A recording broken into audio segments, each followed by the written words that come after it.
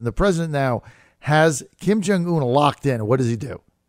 And yeah, the president threw him a concession. Yeah, I'm not going to spend $50 million to do these stupid joint military operations in the South China Sea with the Sea of Japan with the South Koreans. It cost me $50 million a pop, and it's basically for show. So I'm not going to do that. I'll throw you that bone. Who cares? He's a great negotiator. No question about it. He's going to get the Nobel Peace Prize for this. They're going to get this worked out. No question about it. The document is, the details aren't there, but the framework is there. And the framework is very comprehensive.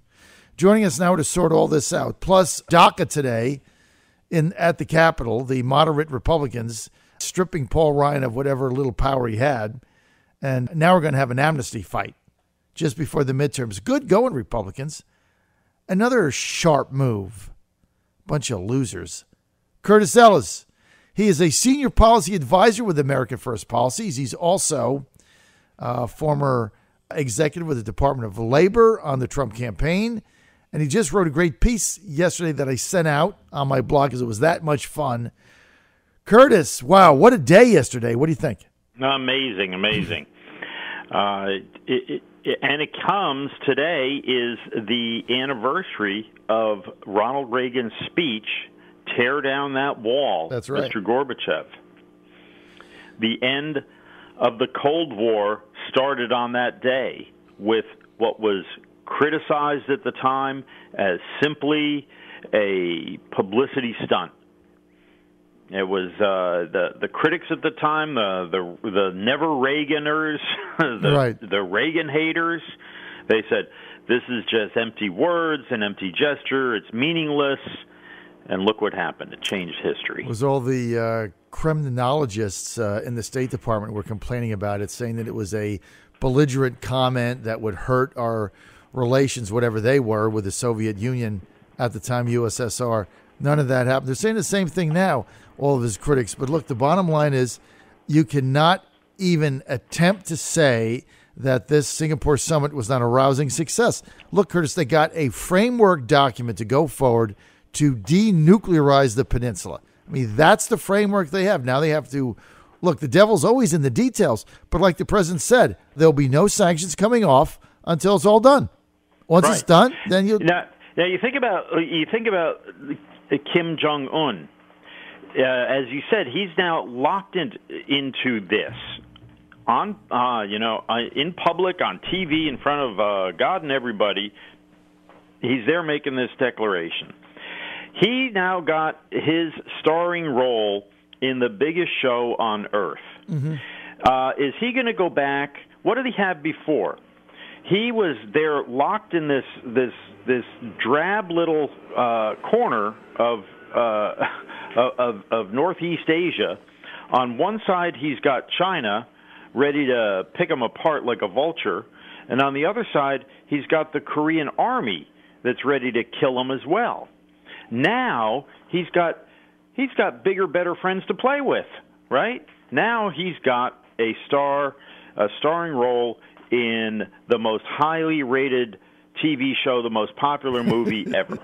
Is he going to go back to what he had, or is he going to go forward to something new? I think he's going to go forward, because the other thing the president did is he guaranteed his safety and the perpetuation of his regime, which is at the end of the day, all they want is the perpetuation of their power. And look, the president's been criticized for that. How can you guarantee the safety of a murderous dictator, etc.? Look, we're not in the business, I hope, of toppling governments. Haven't we been through all that? None of them ever work out for us. They're all a disaster. We need to get our business back at home, build roads and bridges, and let the people of their country be concerned about that. So we're not going to topple them. So the president said, look, I'm going to guarantee your safety, which means, we're not going to invade. We're not going to topple you. The CIA is not going to be undermining your government or trying to get people in there. There's be no Bay of Pigs, none of that. I mean, if you're overthrown by your own people, not much I can do. But what he's saying is there'll be no outside influence to do that. And he isn't going to get toppled anyway. So again, what did you give up? Nothing. Right. That's right. It's, look, we negotiated with Milosevic, Slobodan Milosevic, during the Serbian War. Right. the war in Bosnia and all that, so Yugoslavia, whatever it was, that muddle, that mishmash over there. The guy had been indicted for genocide. By the World Court on genocide, and we were negotiating with him. Right. So, I mean, we negotiated with Brezhnev, we negotiated with Stalin, we negotiated with some of the greatest murderers in history. That's right. So, get over yourselves here, folks. Exactly. You know what I think a lot of this is? I was doing an interview with Politico yesterday. The guy asked me, why is the press? I explained the whole trade situation to him, and he said, it's very rational, and it's actually, makes a lot of sense. Why is this the hysterical response in the media? And I had to think about it for a minute. And I said, I think part of it is people are just these reporters and all are just afraid of change. Doing anything different than the way it's been done for the last 40 years or 70 years or 7 minutes, they get like, oh my gosh, there's something weird here going on. It's different. It's not the way we expected it. It's not the way it was done before.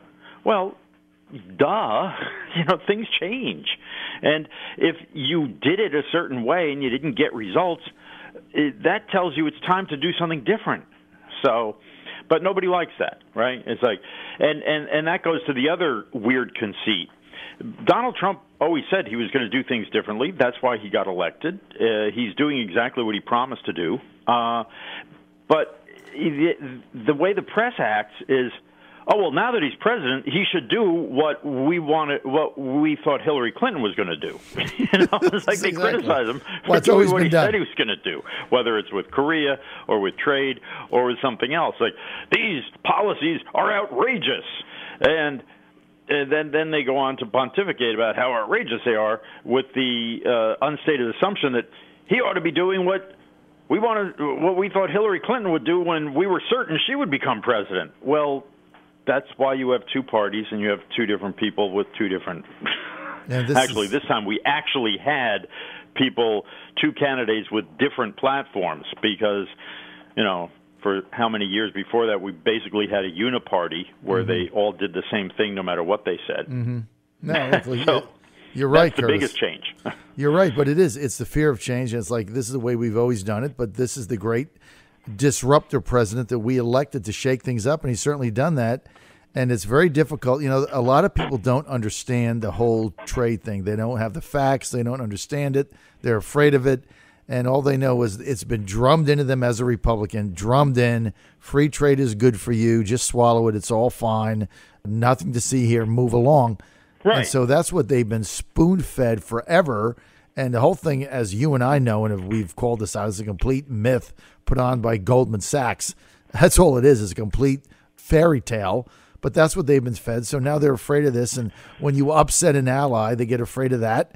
But it's like, well, he's been upsetting us for all the Canada has been screwing us and screwing us and screwing us. And we just haven't said anything about it. Right. It's like, go ahead, keep, taking it in the shorts. Finally we stand up for ourselves. And it's, oh, my God, you can't fight back. This is an ally. Let them keep punching you.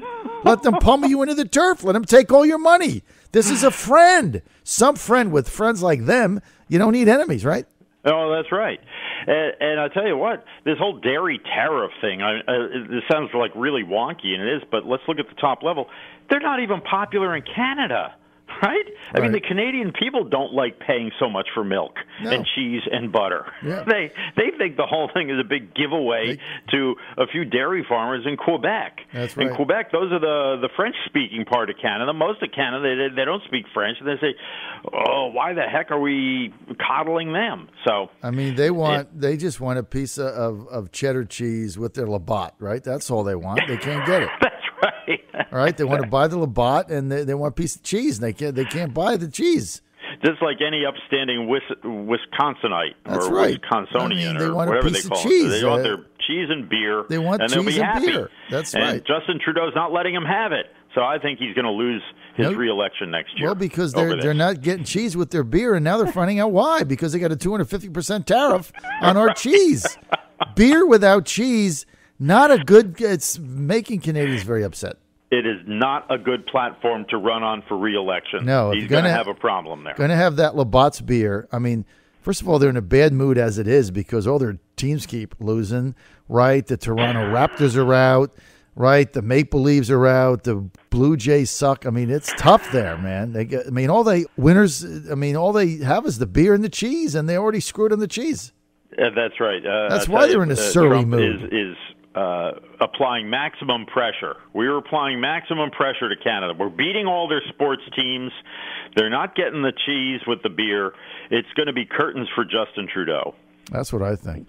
Curtis, it's DACA Day. 25 feckless weasel Republicans are going to sell out leadership, and they want to bring a clean amnesty bill to the floor, just give 10 million people amnesty, and go ahead and let Trump veto it just before the midterms. Smart or dumb? Dumb. This is a great way to reduce, suppress turnout, keep the Republican voters at home. It's like, why bother to vote for Republicans if they're going to act like Democrats, right? Why bother to come out and vote for Republican if they're going to vote with Nancy Pelosi and the illegal alien lobby? I mean, this is just insane. Paul Ryan could have shut this thing down a long time ago. His PAC is out handing out checks to the people who are signing this this discharge petition. All right, let's put it in plain English. Paul Ryan's PAC is handing out checks to the people pushing this amnesty deal. And you know why? Paul Ryan wants amnesty. Paul Ryan is in the pocket of the big business donors. Paul Ryan is an Eric Cantor Republican. And pretty soon, Paul Ryan will be an Eric Cantor Republican. That is not in office. But what he should be doing is protecting the people who are in office. Mm-hmm. He should be protecting the Republican majority and doing what's best to retain a Republican control of the House of Representatives. He's not doing that. He's pushing his favorite little legislative scheme, which is amnesty, cheap labor, open borders. So it's really unconscionable. This is political malpractice of the highest level. It's a dereliction of duty. It is.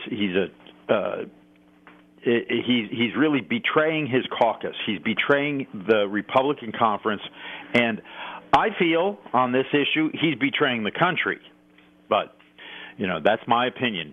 The reasonable people can disagree on whether this is a betrayal of the country, but it is certainly a betrayal of the interests of retaining a Republican majority. The same way he retired the way he did. Someone said it would be like General Eisenhower resigning the day before D-Day.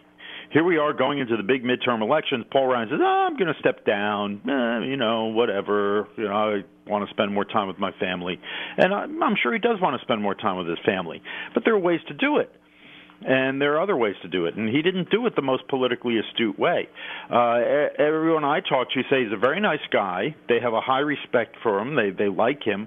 But they say he doesn't have very good political instincts. And this is another example of that. The emperor has no clothes. Paul Ryan is exposing himself for what he is, a Goldman Sachs, Wall Street donor lover that likes cheap labor, open borders, and free immigration. That's what he wants. That's why he's done nothing. You hit it on the head. You know what? He can sit there and whine about his conference.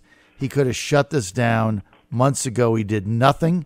Secretly, I believe he wants this to come to the floor. He hates Trump.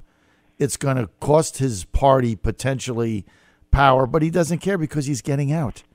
So he got his wish, right? He's an open borders Republican. He's always been that, and it's showing now. I got to go. John Fredericks Radio Network. Thanks for being with us. Scotty Taylor coming up. Thanks to Curtis Ellis. Got him on every day now. He should just take the show over. Right, Curtis? Yeah. Have a good day there. John Fredericks Radio Network.